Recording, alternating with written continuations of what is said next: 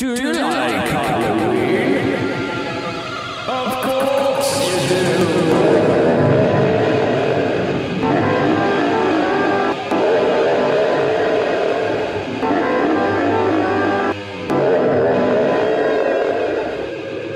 This is Eric, the Lizardman Sprague of Lizard Skynyrd, and you're listening to Heady Metal with Jeff Olson.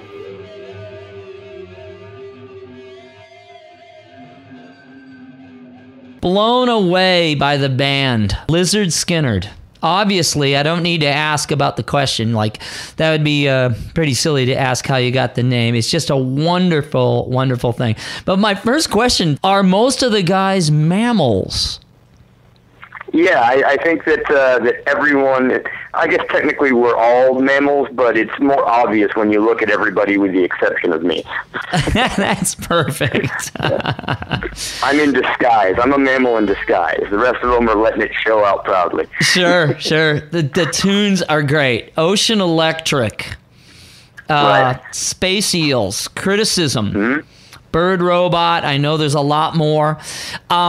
Did it cost a lot to create this, or were you guys able to put this together with your own, power? How did that come about?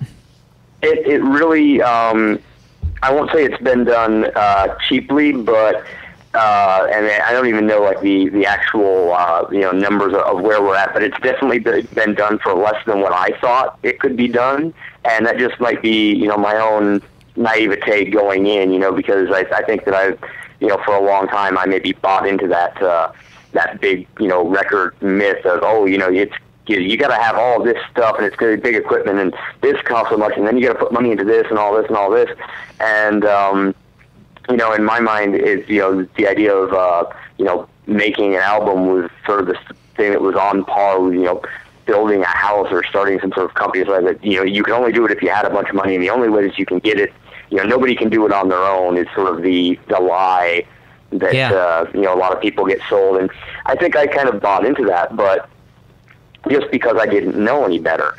But on the flip side, not knowing any better allowed me, once I started working with Mossy and the other guys in the band, to just sort of naively go ahead and try and do stuff without the without the stuff that some people say you have to have.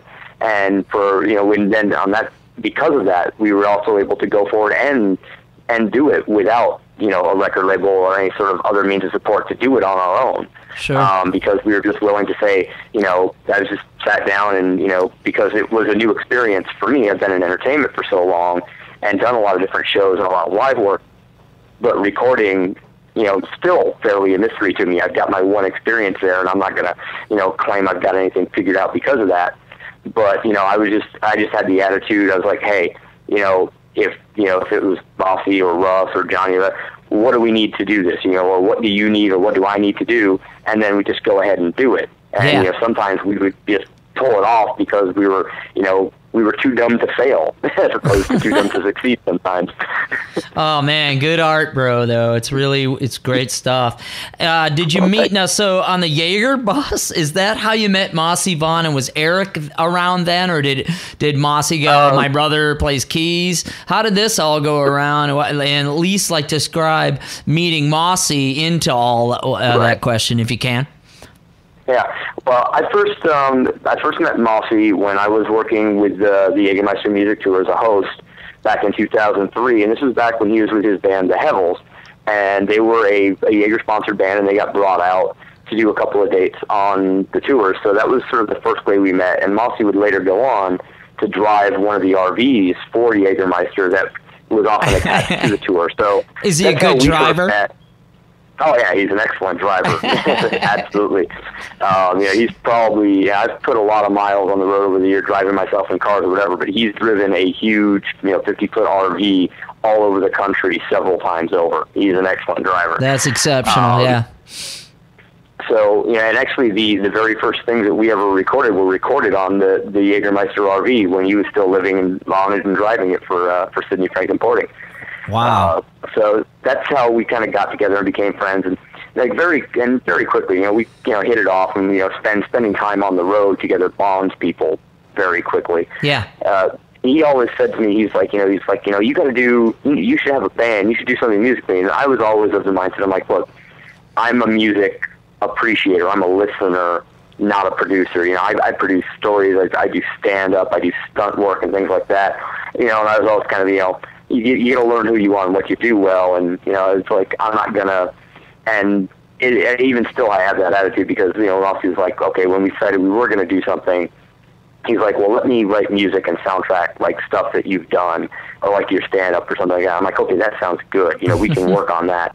And, and then I actually started writing stories and thinking in terms of, like, what would be good maybe to go with the sort of music he was playing for me stylistically. But I was like, look, I'm not going to sing. I'm not going to be a vocalist. I'm never going to describe myself that way because I would feel that I was disrespecting the people that I know who do that I really like and appreciate. Because that's not my skill set. And I think that's what we managed to, at least what I hope we managed to do, was to find a way to take the skills that I do have and work them into a musical context. And Mossy really is the architect there. He went out and, Johnny, our drummer, is his cousin and comes from a number of bands, probably most notably Waco Jesus, and is just a phenomenal drummer. Yes, he is. Holy shit! Yeah, I was sitting in the bar Kryptonite in Rockford, Illinois, and just sitting there just talking to some guy, and Johnny jumped up there and just wasn't even warming up. He was just messing around, setting up his kit, and the guy's head just whipped around. And it was like, wow, he can play, Yeah. And so Mossy got him to come over and do stuff with him and be part of the band. And then Russ, our bassist, is an old friend of Mossy and mine. He's another guy I met on the Jägermeister tour because he knew a lot of the bands that were out there and has kind of been around and in the industry in different ways, playing bass and working with different labels, promotions, and all that. So he was kind of a natural fit. And when they were all together and jamming, they're up in Illinois and I'm down here in Austin, and Mossy sending me music clips and I'm sending him, little short stories and blurbs and things I think what's going over. Well, his brother, Mossy's brother, Eric, is hanging out and he's just, messing around with him. He's got the keyboards and he's got this go. So he started like, hey, listen to this and whatever. And it actually fit in great. So Mossy was like, all right, bro, do you want to be in a band? Is this, are you telling us you want to do this? And he was like, yeah, I want to do it. And it just, that kind of came together. But it was still always weird because it was only recently after we recorded even this, and it was July. We had never actually played together. We never had all five of us in the same room and actually performed a song until we did it live on stage. Now, Eric, is that July of this year? What's that date on that? That's July. I think it's the 1st through the 3rd. That is July some fresh 1st, 2nd, material, and 3rd. bro. That is really killer. Wow. That is just like right off the, frying pan. Yeah, it was one of those things. I didn't even think about it until somebody else had to explain that. I think for like one of the articles, and we're like a radio spot, something we were doing before the shows to promote it. And I just sort of realized while I was telling the person this story, I'm like, you know what? We don't even know what this sounds like yet because the recording studio process, of course, the tracking, we know what the song sounds like when it's all together there, but we didn't do it like that. We never stood and played it all together on a stage or in a rehearsal space or anything like that. Sure. So that July 1st in Rockford, Illinois was the first time that the songs had ever been performed, not only live, but the first time they'd ever really been performed as a whole. Now, in Rockford, is that Electrical Audio Studios, or is that somewhere else? Is that... That's actually, Electrical Audio is where we recorded the album. That's in Chicago. Wow. But Rockford is home to Mossy and Eric, and it's also... Yeah, it's the bar there, Kryptonite, has been, like, Mossy knows I'm going back with a lot of his other bands, and I've been through there for the last couple of years. Every January, I go from Texas to upstate New York to do a tattoo convention, and in the last few years, I've been doing that for 11 years. For the last few years, I've kind of made a little mini tour out of January for myself, doing stand-up and spoken word and, patching things in here and there, and the guy Chris who owns and operates Kryptonite is very supportive of the local musicians and the scene in Rockford and just does incredible work for anybody who comes through there. And he brought me in a few years ago just doing my stand-up and sideshow act So it was very natural because of the relationship and what he does there, and because the rest of the guys were, Eric and Mossy are there, and Johnny's really close, and Russ is close in Chicago, that it was easier for me to come up and meet them and start there, and it's the perfect play. I just can't say enough nice things about Chris and Kryptonite. Oh, that is just great. Rockford, Illinois is a special place in my heart. There's this great, and I know this may sound kind of lame, but actually they're the darkest musical group of all time, but is a drum and bugle corps called the Phantom Regiment. They're from Rockford, Illinois, and they're freaky. Mm-hmm. They wear black with these capes. They go out on a football field. They sound as loud as Motorhead, bro. And wow. That area is just loaded with creativity and ideas, and that's freaky that it was Rockford. Yeah.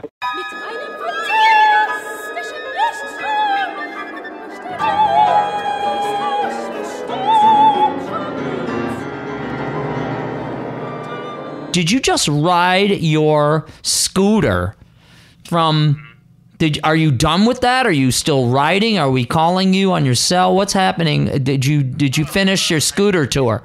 I just flew back in yesterday from Loveland, Colorado, where I was doing Thunder in the Rockies, where last night, and I say this kind of jokingly, but technically it's true, last night Vince Neil opened for me.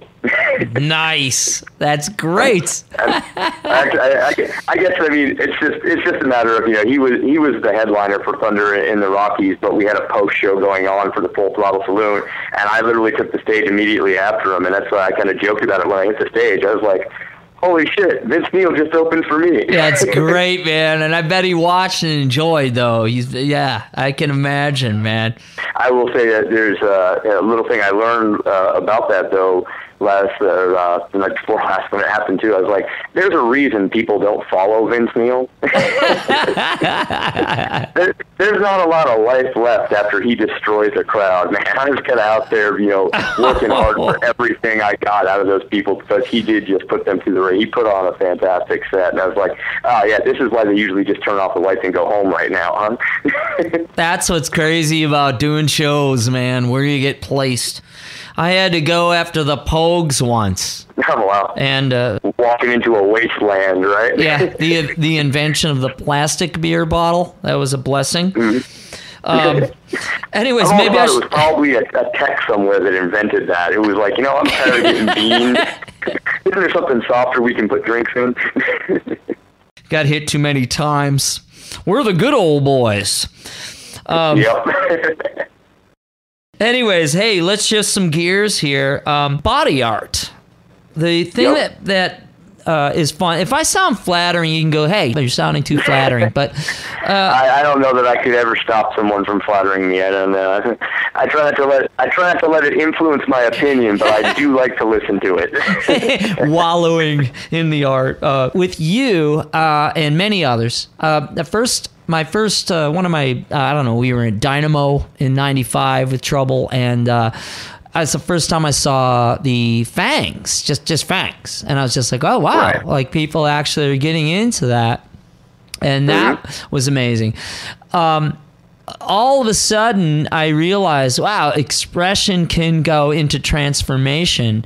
But what happens with you that excites, and I think needs to be stated and expressed, it's expression and at its foremost, is you are not only painting, you are sculpture, you are multimedia, and you are spoken word, and now your music.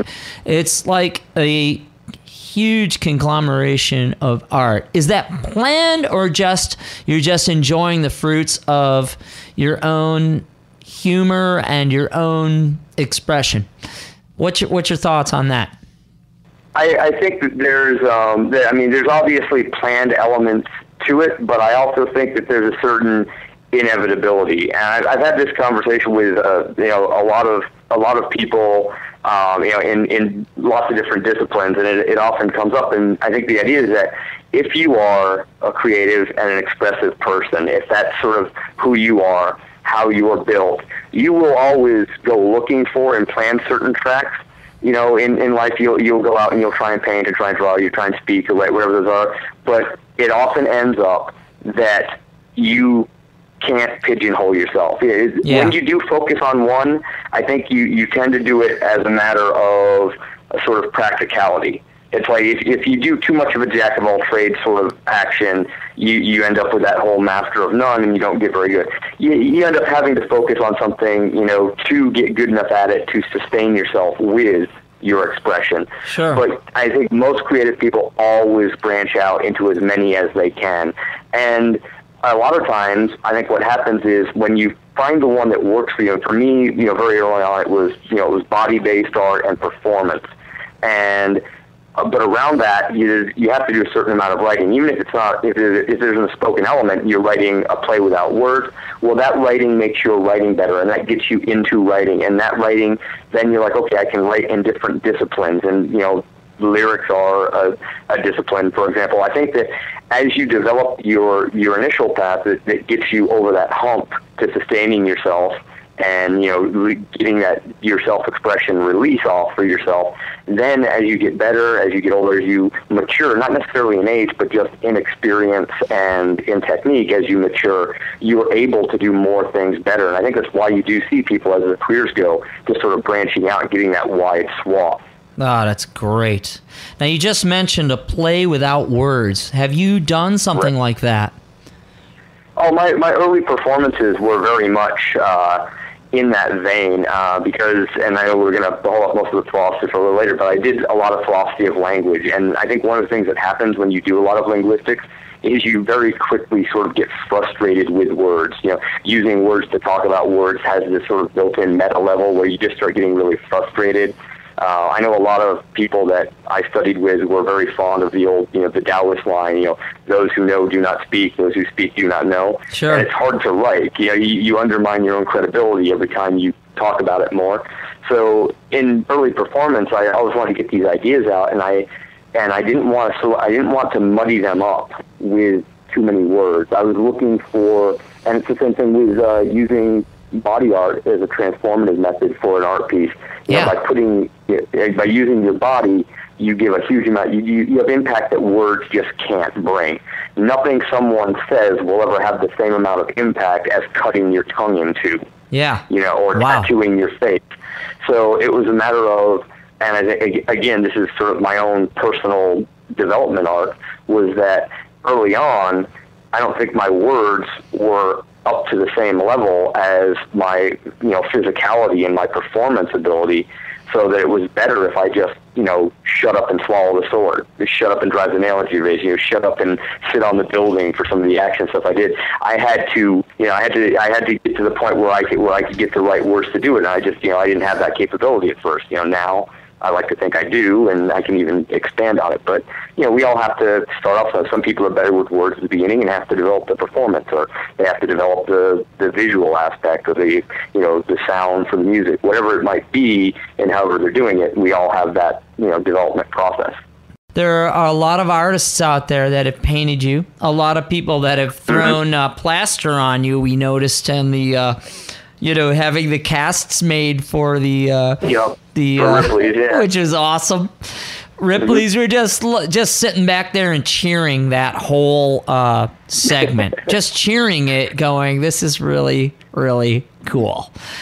It's a wild experience, man. It really, I wouldn't necessarily say it's probably more comfortable than anything you've ever done. Well, it's actually, when they put it on, it starts off cold, but then it gets really hot because that silicone and that plaster traps the heat in on you, and it's so heavy and it bears down. I mean, that's why I say, I wouldn't say, hey, if you're looking for an experience, go out and do this.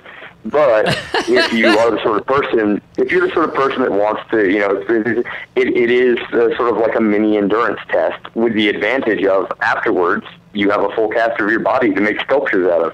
So, can they make more than one after that occurs? It's a... Oh, yeah, they actually, what they took of me is called a master negative cast. Wow. From which they can fill and they can use it over. They've got, they have old ones that they've been using for literally decades now, for as long as the Ripley's museums have been around, that they still use to make new ones for new museums. They're making one right now for the Orlando Museum, and it should be unveiled in November. That is great. after that, they have the capacity to make as many as people want. So if the other museums want them, they will build more and send them out. Oh, Eric, that's awesome. That used to be when I was a kid. We went to Washington, D.C., and we were in the the wax museum there. And that dude is so creepy, especially for Halloween. Here, this is actually going to be a Halloween article, but many people have dreams of, mannequins and stuff. I used to have an intaglio dream. You go up to the curtain and it's a window and you pull the curtain and there's a mannequin looking in at you. Then I would have the intaglio of that. I would be on the outside of a house looking in, and a mannequin would somehow push his fiberglass hand over, and he'd look at me. It's really whacked. Well, the guys at the art department down there, were reveling me with the stories of how they mess around, because they sit around all day and literally make these statues for the Ripley's museums and for the Toussaint museums. Yeah, because it's the same company has this franchise, and they're like, every day you walk by the same dude and you don't even notice anymore. But they're like, man, if somebody moves one just a foot, it freaks it out, and they will do that to each other around the workshop. They'll move the mannequins, or the one guy, Barry, who's the head of the department, said he remembers the first day that he came back that somebody had put one of the heads he was working on in the big bottom desk drawer, and he didn't know it, and he opens it up and there's a head in there, and he jumps back. So even these guys that have been doing it for years, this is their lives. They still have that little bit of a freak out now and again. Did anyone in your family have tattoos? Uncles, moms, dads, or how did where did you grow up, Eric? Where are you from? I grew up in upstate New York, right in Clinton County, right on the border with Quebec, about as far north as you can get in New York State. And to my knowledge, nobody in my family had any tattoos. Nothing that I can remember. At least, nothing immediate, like uncles, aunts, my mom, dad. No, my sister, who's actually 3 years younger than me. I mean, I had, kind of wanted a tattoo and been interested in him for a long time, but she bit the bullet and got tattooed before I did. Wow. She was 18 years old and she went out and got a tattoo before I ever did. But then I kind of caught up and went past her. She kind of says, yeah, you had to one-up me, huh? But that's great. The big thing for me was, being a student, I was looking at, art and performance. So I was really into body-based art, so looking at people with body painting. But I'm a guy who's really kind of caught up with the idea of permanence and commitment. So I don't like, one of the reasons I don't do a lot of sketching and painting is that you can walk away from it afterwards. Right. I like, doing permanent alterations to my body because that shows how committed I am to the idea that I'm working on or, engaging when I'm doing this sort of expression. So I was, wanting to always, involve myself, whether it was, cutting or these physical endurance applications of installations involving myself. Sure. So it was very, very natural growth of that to get into tattooing, which I had an interest in anyway. And I discovered probably when I was about 18, 19 years old, a book called The Japanese Tattoo. And, we were getting to see this great, overall thematic sort of style and, complete the tattooing of the body, head to toe. And the only other place I'd found that was really in the American Sideshow. Wow. But in the Sideshow, the kind of quilt work, the standout figures, at least for me, were people like the Great Omi, where I looked at him and he just, he literally blew my mind. And I was like, yeah, if you're going to do it, that's how you do it. That's the way to really make a statement and do it with it. So those were sort of the big influences and where I kind of came in for it. And I spent about 2 or 3 years designing and thinking about this before I bit the bullet and started getting tattooed. Wow, that is just really, really great, Eric, because it's very intense. We talk about people that may have sleeves in metal, right? Or in, not even just in metal. I mean, that was silly to say, but people that have sleeves, you have a suit. But it is a lifetime transformation, so it's even more than that. And my question to you is, did you know that someone that did this kind of activity a long time ago, like with Japanese art, and Right. other art, Indian or ancient, well, yeah, any kind of Aboriginal art or whatever, you would be considered a shaman to take on this kind of activity because of either endurance of pain or to stand in front of and say, and now it is lining your painting with your words, which are part of you. It seems to be your studies of life. You study philosophy. You're close to a doctorate Right. in philosophy. Mm-hmm. Did you think about shamanism or anything like that? Anything spiritual or that? With You this? know, I mean, my own personal sort of bent is that I'm very much an atheist, very much a scientific, skeptic-based mindset. But I'm very appreciative of, and I've put a lot of time and effort into studying and getting to learn about different shamanic practices and things like that, because that's often where you find these sorts of rituals that I was, sort of incorporating or learning from, and using for artistic expression and using for just self-exploration. I mean, my sort of perspective on it is that even if I don't believe in this great spirit or that God or whatever that sort of overlying worldview is that these people have, these sorts of practices, whether they be laying on beds of nails, conditioning your body to break boards, walking on coals, prolonged periods of meditation, suspension by flesh hooks. I don't have any of the spiritual baggage that's there, but these practices are still very enlightening to me from a psychological perspective. They tell me a great deal about myself, and they allow me to use them as outward expressions, as artistic mediums to transmit ideas to other people. Wow. So that I don't necessarily have to believe in the spirits or the gods of the Southwest Indians in order to do a suspension, but I can do a suspension and learn a lot about myself physically and mentally about how I deal with the challenge of hanging by hooks for a long period of time. And when I'm hanging from those hooks, I can do it in a manner that entertains and engages an audience in a discussion of ideas about any number of things. It can just be like a fun kinetic show, or I can incorporate some costumes and some themes and some other ideas and make it into a physical play to get them thinking about things. Incredible. Absolutely incredible. While you're saying that, I'm like, we're going to do a remake of A Man Called Horse, featuring the new star, Eric Sprague. I don't know if you do. You remember that? Did you remember? Yeah, I do. I mean, that's one of the things that what's wild for me is that for myself and a lot of my friends in suspension, the ones that I've had for a long time, for us, that's like a first example of even knowing about what suspension is. But I regularly now I go out on the road and I travel and I meet kids who were literally so young when they first saw hanging by hooks on Ripley's Believe It or Not or for Discovery or whatever like that, that now I am some people's first exposure to suspension. Sure. Like there'll be somebody will be talking about suspension. They'll be like, yeah, the first time I ever saw that was when you were doing it on TV. And I'm like, yeah, well, for me it was A Man Called Horse. And they'll be like, I have no idea what A Man Called Horse is. And I'm like, well, that's because you're 10 years, 20 years younger than me. That was normal culture for certain tribes of Indians. You became a man that way. That was, that was your thing. Are you ready? You ready for the wedding?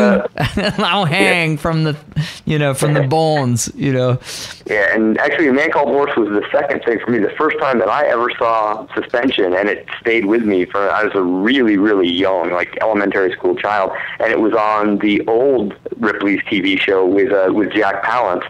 They showed newsreel footage from India of a guy doing a suspension specifically to gain, favor for his family and hopefully a better caste station in the next life. Wow. So that's Like why being a Ripley is such a big deal for me. like some kind of pain entrance. Yep. You suffer now for the benefit later spiritually. Wow, dude, that's crazy.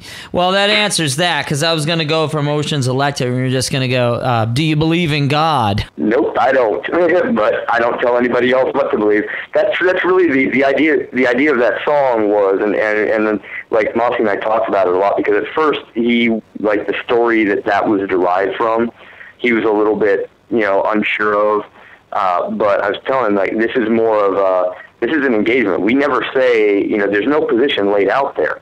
What is asked, the question is asked, do you believe in God? And then the challenge is made to see how committed the person is to their answer. The song and the story never say what the answer to the question was. The candidate's answer, he's just told, look, you're going to answer this question, do you believe in God? And then once he answers, a gun is literally put to his head to see whether or not he'll stand by his answer. And his answer can be yes or no. There's no right or wrong in there. It's just simply, are you willing to stand by? Are you that committed to your, to whichever way you think it goes?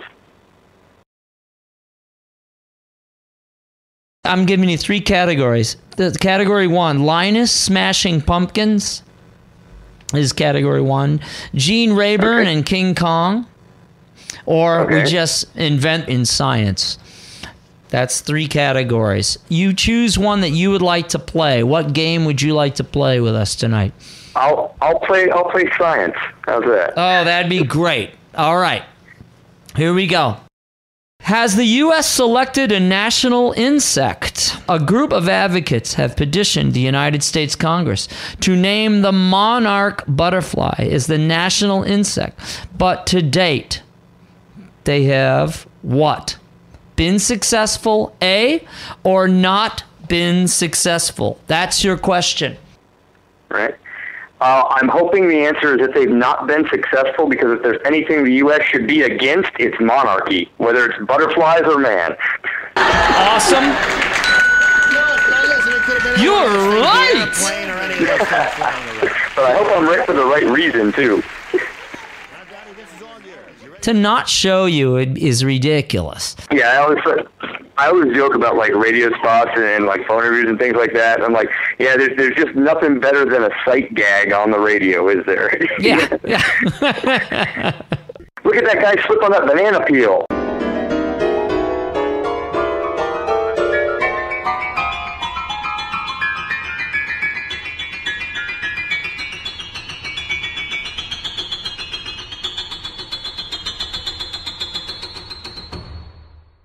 It is Halloween.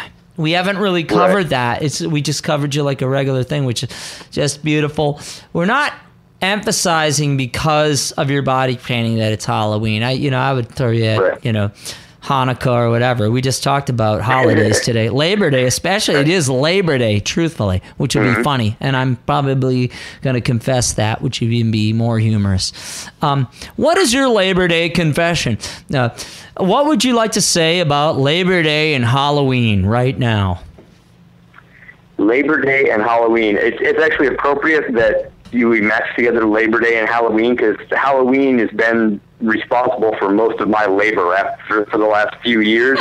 That's when I tend to work. I mean, I've never been a big holiday guy. I generally don't live my life by a calendar. If I want to have a party or blow something up, I do it when I want to. I don't wait for July 4th. If I want to put on a costume, I don't wait for Halloween. I'll just put on a costume. Labor Day is weird because it's a day it's Labor Day, but nobody labors. You take the day off. It's counter to itself in that.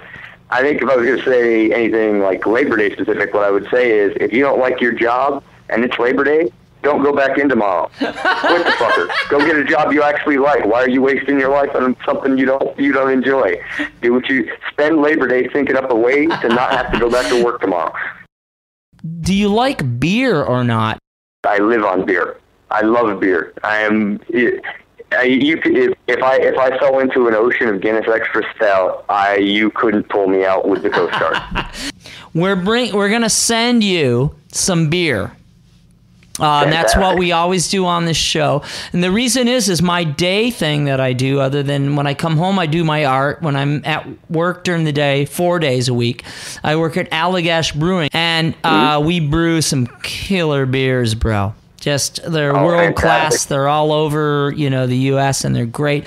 We'll give you some beer. I look forward to it. That's great, man. That's what I do when I travel around. Like with the Jaeger tours, what my favorite thing was, people like, oh, wow, they're like, how much Jaeger do you drink? I'm like, I drink plenty on stage, but the big thing is I get to go all around the country, and every time we sell somewhere, our rider for production and for me as the host was always local microbrews everywhere we went. We didn't care what they were, but we were like, do not give us a national beer. We want a beer from wherever we are every night. Beer is so just central to the human experience. The history of mankind is really the history of beer at this point. If you're not drinking beer, you're kind of shorting yourself out of part of who we are as a species. Yeah.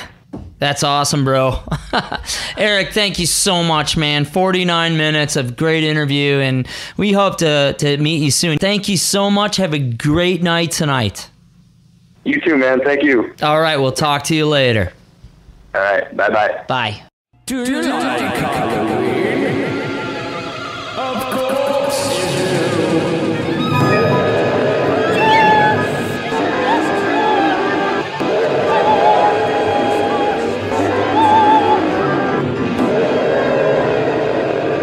This is Eric, the Lizardman Sprague of Lizard Skynyrd, and you're listening to MetalRadio.com.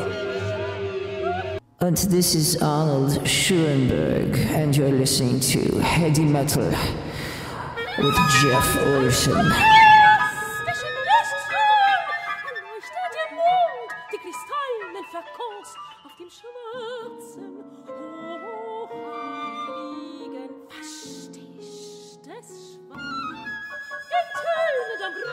Nach Schale, Luft hält die Fontäne, Metall